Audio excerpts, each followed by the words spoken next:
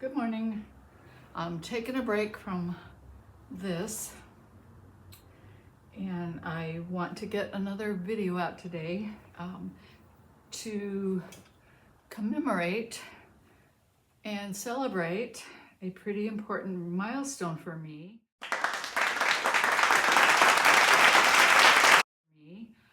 It wasn't something I was necessarily heading toward, and I kind of can't believe that I'm there, but I have 500 of you subscribers. I have a few more than that, but I did reach the 500 mark without realizing that without even thinking that I would ever do that, and without thinking ahead as to what it might mean to me. And it means a lot. It means I'm actually talking to you, to someone out there when I'm doing this. And I really do appreciate the encouragement and the comments and the subscribing and the liking. And it's pretty darn cool to have so many of you paying attention and hopefully getting some use out of these videos. I'm taking a break right now from that. That is I guess it's now the fourth in a series that I call the Hourglass series that I thought I was done with last week. I said 3 and that's it, and then I thought of another aspect. In fact, I thought of 2. So it might end up being a 5 painting series.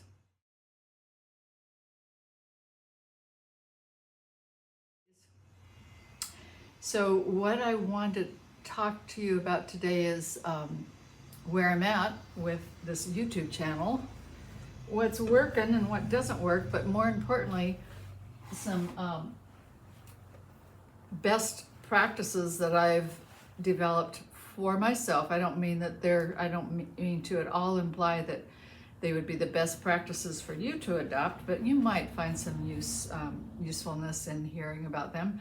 So I'm going to talk a little bit about them. It's allergy season. I have allergies.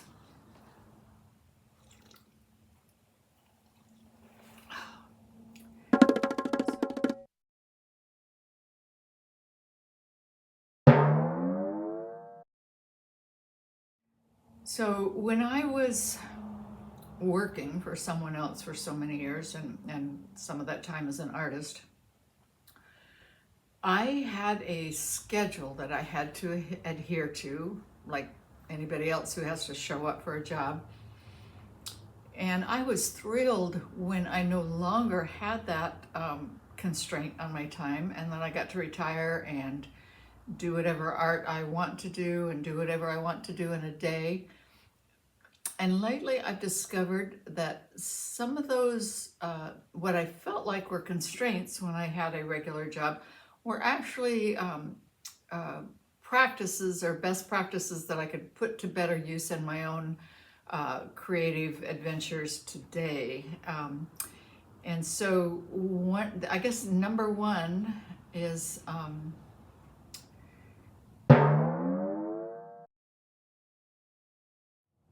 setting a schedule for myself, a work schedule, a work week, a time frame that I don't perfectly adhere to, but I do try to adhere to. It's flexible.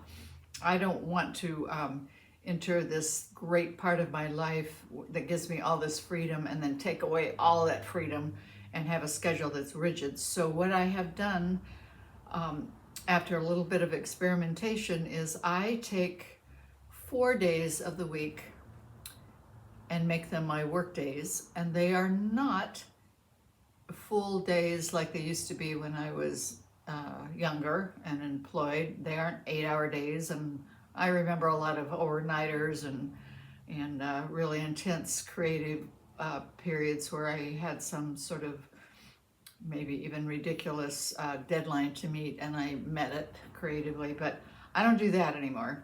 But I do set 4 days a week aside for my creative work, which is still play for me. But I find that if I attach a bit of identity to it as work, and a schedule, I'm more inclined to actually get somewhere with my projects because I'm not all over the map. When I first got this studio, all I wanted to do was just play with this and that and every tool, every medium, just come to the studio with no constraints. Paint when I felt like painting, don't paint when I don't feel like painting. And I have found, surprisingly so, that if I identify, this is number two, if I identify what it is I am at least headed for in the general direction, and I create a schedule that helps me get there, I'm more likely to actually get there. So for me,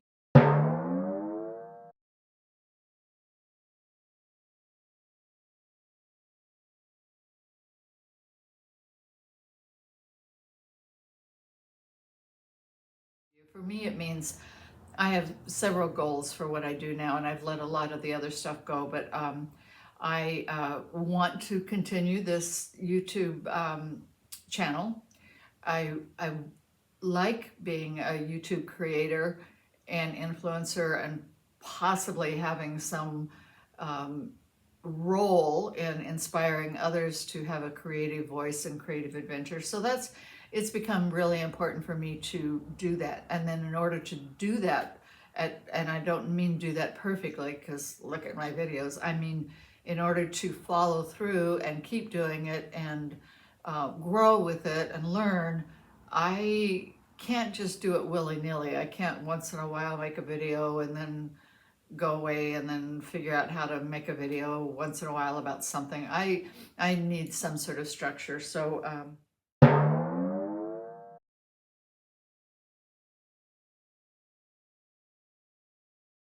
I prepare for success in doing that by bringing a lunch to the studio, because somewhere around 11 or 12 I'm going to get hungry, and if I don't have food here, I'm going to go somewhere else and get food, and then I'm going to lose my ability to maintain that momentum and stay in the studio till about 2 o'clock. So I take breaks. I've even been known to take a nap or two here.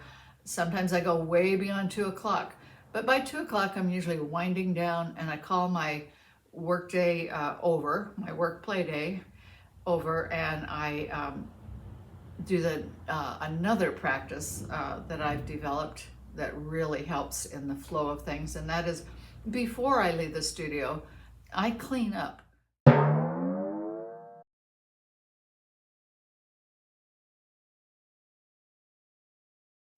So it just helps me prepare for the next day. It helps me be more successful for the next day and whatever it is I'm going to do. Plan. I usually spend the first few minutes, maybe 15, 20 minutes over coffee or water with a notebook, sort of journaling and, figuring out what I did yesterday, figuring out what I might do today, what it is I want to focus in this focus period, why I want to do that, and then I put that aside, and then I enter my practice of painting or whatever. Today, I did that for about 20 minutes, and then I started back in on this painting, and this painting will take me about probably 5 days total, 5 or 6 days total. So I am not done today, and I will clean up and I will go home and I will do other things, because the other thing I've learned is if I don't exhaust myself as an artist or a creative person, and I feed myself with other joy in my life or other activities that don't have anything to do with painting, that I am revitalized in that process, and I can use that revitalization to bring it back the next day when I go to paint. I'm